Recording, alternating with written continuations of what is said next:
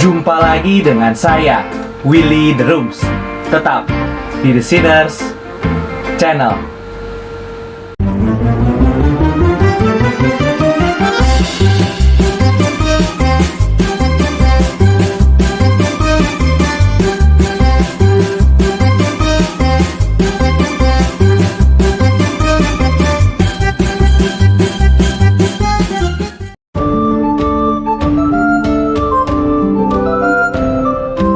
Abad pertengahan Middle Ages atau Medieval Era adalah salah satu era dalam sejarah yang terbentang cukup panjang, sehingga banyak orang yang bingung di mana dimulainya dan berakhirnya.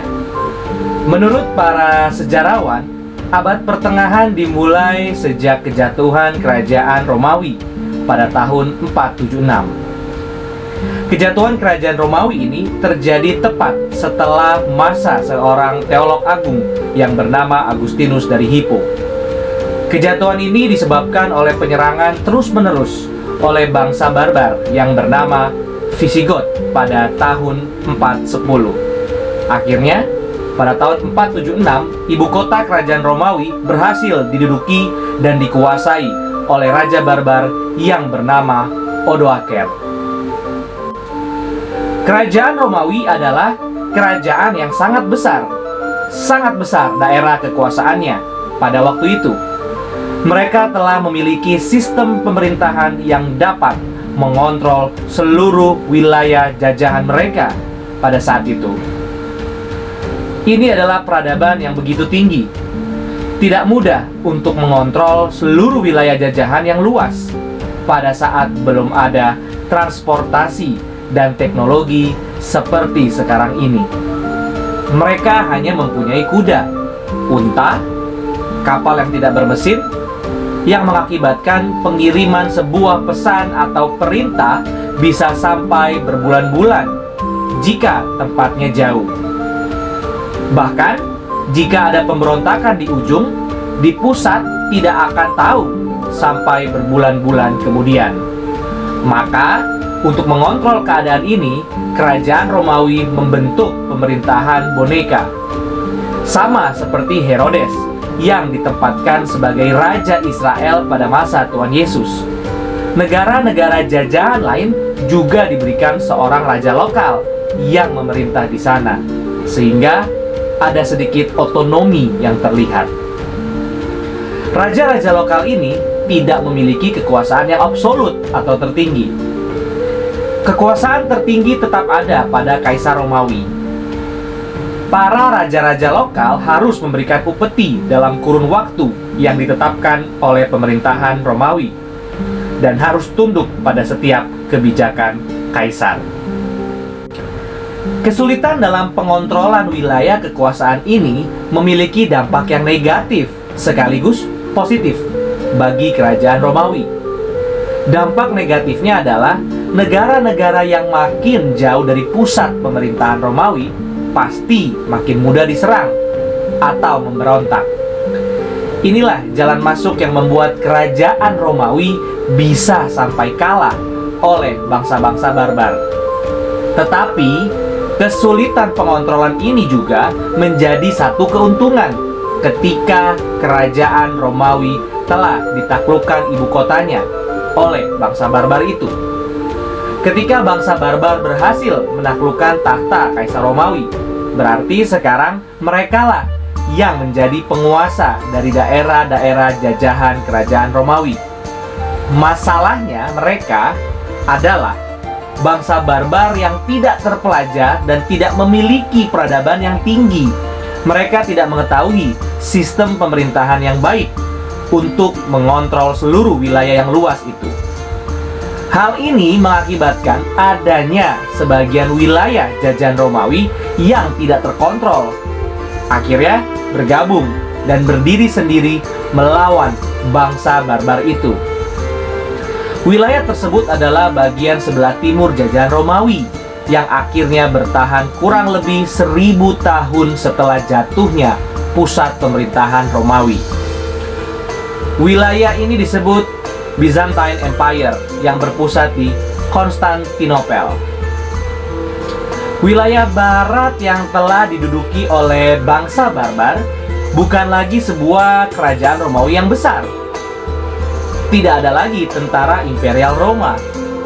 Kekaisaran Romawi sudah digantikan oleh bermacam-macam kelompok, suku, dan kerajaan kecil. Ini menandakan pecahnya kesatuan wilayah Romawi dalam hal politik. Apa yang mampu menyatukan kembali wilayah barat Romawi ini dan menjadikannya berkuasa seperti yang kita ketahui dalam sejarah? Ternyata ketika politik tercerai-berai, gereja di sana semakin bersatu. Memang ada orang barbar yang tidak mengenal kekristenan, tetapi sebagian besar mereka pada saat itu sudah beragama Kristen. Injil sudah sampai kepada mereka. Kesulitan politik yang tercerai-berai adalah tidak adanya stabilitas dan jaminan keamanan kepada penduduk Romawi.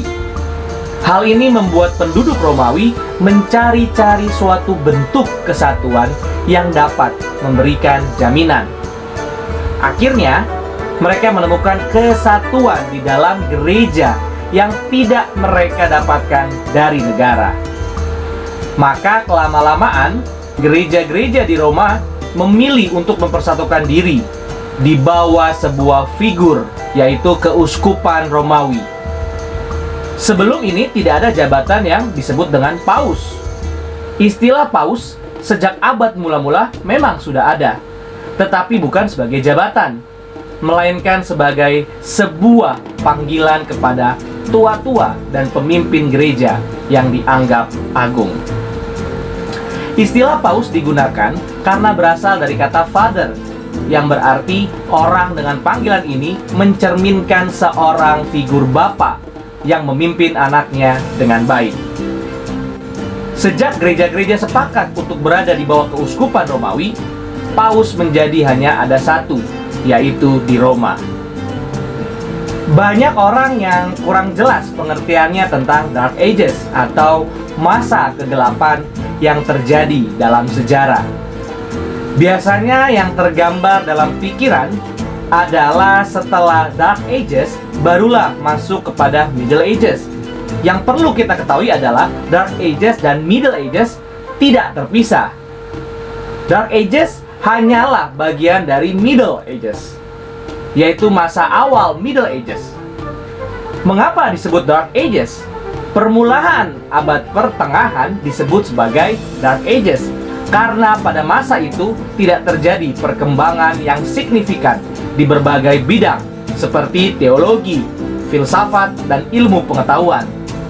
Maka ketika berbicara tentang teologi dan pemikiran abad pertengahan, yang paling representatif adalah masa setelah Dark Ages.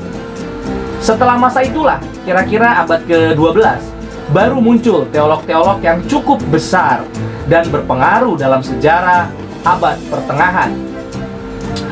Contohnya seperti Erigena, Anselm, Peter Abelard, Thomas Aquinas, Bonaventura, bahkan termasuk John Wycliffe dan Jan Hus, masa pra-reformasi. Pemikir dan teolog-teolog pada abad pertengahan ini kebanyakan berasal dari gereja Katolik Roma dan bukan dari kekristenan di Konstantinopel. Begitu pula dengan Thomas Aquinas. Dia adalah seorang teolog yang besar dari Katolik Roma yang pemikirannya seringkali dipakai untuk mencerminkan pemikiran abad pertengahan, bahkan merepresentasikan pemikiran Katolik Roma sampai saat ini. Berbicara tentang Thomas Aquinas dan abad pertengahan, kita tidak dapat melepaskannya dari pemikiran Yunani kuno, yaitu pemikiran besar Plato dan Aristotle. Mengapa demikian? Karena pada saat keluar dari Dark Ages, tulisan-tulisan Yunani kuno mulai diperhatikan lagi dan dikembangkan. Tulisan-tulisan dan pemikiran Yunani kuno ini kembali mengagumkan orang pada saat itu, dan dengan cepat menjadi bahan yang paling banyak dipelajari orang di zaman itu. Bahkan tidak sedikit yang ingin menggabungkan antara pemikiran kekristenan dengan pemikiran Yunani kuno. Begitu pula dengan Thomas Aquinas. Teologi Kristennya dibawa dalam kerangka pemikiran filsafat Aristotle. Thomas Aquinas mengerti bahwa ada bagian dari filsafat Yunani kuno yang perlu diubah, yaitu model form dan matter, di mana matter selalu condong kepada kejahatan. Form dianggap sebagai alam ide yang sempurna, yaitu asal dari segala sesuatu yang ada sekarang ini. Sedangkan matter adalah manifestasi dari ide-ide tersebut dan sifatnya tidak sempurna, yaitu secara kualitas tidak mungkin sama dengan form. Thomas Aquinas setuju bahwa tidak boleh ada pemisahan yang dualistis seperti demikian antara form dan matter, karena Tuhan menciptakan keduanya sempurna, tidak ada yang cacat dibandingkan dengan yang lainnya. Maka Thomas Aquinas mengubahnya menjadi model nature dan grace. Nature di sini bukan alam, melainkan natur atau esensi dari segala sesuatu. Nature khusus dibuat oleh Thomas Aquinas untuk mengakomodasi form dan matter yang terpisah dalam filsafat Yunani kuno. Form dan matter dari sesuatu sudah menjadi satu dalam naturnya dan tidak dapat dipisahkan. Tetapi jika hanya seperti ini, di manakah letak Allah? Thomas Aquinas adalah orang Kristen. Tidak mungkin jika Allah tidak dilibatkan dalam pemikirannya. Orang Yunani kuno mudah saja tidak memasukkan Allah ke dalam pemikirannya, tetapi tidak dengan Thomas Aquinas. Dia berpendapat bahwa seluruh yang dicipta di alam semesta ini harus bergantung dengan penciptanya. Jika tidak demikian, segala sesuatu pasti akan menjadi ciptaan yang tersesat dan berdosa karena tanpa topangan Tuhan. Thomas Aquinas memasukkan aspek ini sebagai grace, yaitu anugerah supranatural yang Tuhan berikan kepada ciptaannya yang terbatas, supaya mampu terus-menerus taat dan tidak terjatuh ke dalam dosa. Sayangnya, pemikiran ini justru menimbulkan dualisme baru antara nature dan grace yang sebenarnya tidak sesuai dengan prinsip firman Tuhan. Thomas Aquinas percaya bahwa masalah dosa bukanlah masalah manusia berontak kepada Allah sebagai penyebab utamanya. Penyebab utamanya justru adalah keterbatasan.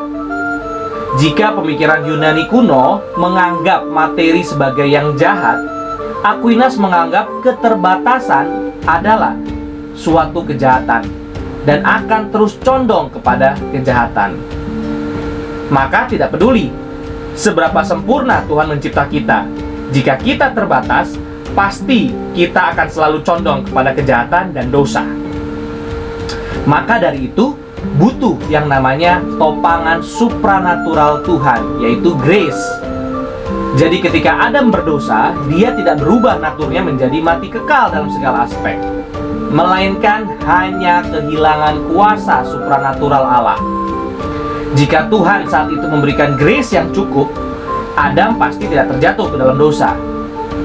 Sama juga halnya dengan kita, bisa tidak berdosa seperti Adam jika kita diberikan grace yang cukup oleh Tuhan. Inilah yang sampai sekarang membuat pemikiran Katolik Roma tentang dosa berbeda dengan prinsip Alkitab. Mereka merasa bahwa ketika manusia jatuh ke dalam dosa, tidak jatuh sedalam-dalamnya dan hancur seluruhnya, melainkan hanya kotor dan perlu dicuci oleh Tuhan. Mereka tidak mengenal dosa sejak lahir. Mereka percaya bahwa ketika kita lahir, keadaannya adalah sama seperti ketika Adam diciptakan. Tidak ada perbedaan secara natur. Hanya saja grace yang diberikan kepada kita kurang sehingga kita menjadi berdosa. Akibat dari pemikiran ini, doktrin manusia dan dosa mereka juga terpengaruh, yaitu setiap bayi manusia yang lahir tidaklah berdosa dan justru bersih seperti kertas putih yang belum ada noda di atasnya, tabula rasa. Model pemikiran nature dan grace juga mempengaruhi model hidup dan keadaan sosial zaman itu. Kita tentu masih ingat bagaimana orang Kristen pada zaman itu hidup dalam pembedaan strata sosial berdasarkan tingkat keagamaannya. Orang yang tinggal dalam biara kedudukannya lebih tinggi daripada jemaat awam.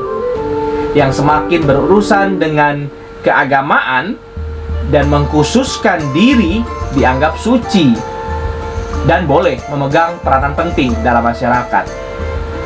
Dalam struktur pemerintahan, gereja lebih berkuasa dan berotoritas dibandingkan negara. Raja-raja tunduk kepada paus dan pemerintahan gereja. Yang berurusan dengan grace selalu dianggap superior terhadap yang berurusan dengan nature. Sekarang kita bisa melihat betapa model nature dan grace yang terbentuk pada abad pertengahan mempengaruhi hampir seluruh aspek yang ada pada zaman itu. Model ini berasal dari prinsip firman Tuhan yang tidak utuh, sehingga memberikan solusi palsu dan menjauhkan gereja Tuhan dari kebenaran. Maka kita perlu terus berhati-hati dalam menafsir firman Tuhan agar mendapatkan prinsip yang utuh dan konsisten dengan isi seluruh Alkitab. Dualisme pemikiran nature dan grace ini tidak hanya mempengaruhi zaman itu saja. Kita juga secara tidak sadar bisa terpengaruh, bahkan telah menjalankan pola ini dalam hidup. Apakah kita begitu hebat dalam pelayanan di gereja, tetapi hidup sembarangan di luar gereja? Apakah kita menjunjung tinggi ilmu pengetahuan, tetapi mengabaikan firman? Apakah kita bersemangat dalam segala hal yang berurusan dengan dunia ini, tetapi tersiksa setengah mati ketika melakukan kebenaran? Adakah hidup kita bercabang dan berbeda-beda di setiap tempat? Apakah hidup sehari-hari kita tidak ada hubungannya dengan iman? Jika ya, mungkin sekali kita telah terkontaminasi dengan pemikiran abad pertengahan. Jadi bukan hanya orang Katolik yang berkemungkinan besar terpengaruh, tetapi juga kita yang tidak berhati-hati dan tidak mengenal firman. Jadi, bagaimana yang benar? Bagaimana seharusnya seorang Kristen hidup? Bolehkah dengan pola form dan meter gaya Yunani kuno? Bolehkah dengan pola nature dan grace gaya abad pertengahan? Bukan dengan campuran filsafat apapun, melainkan kita harus sepenuhnya tunduk kepada firman Tuhan dalam menjalani hidup ini. Alkitab mengajarkan kepada kita bahwa manusia diciptakan sebagai gambar dan rupa Allah secara sempurna, tidak condong pada kejahatan apapun, seperti yang digambarkan oleh filsafat Yunani.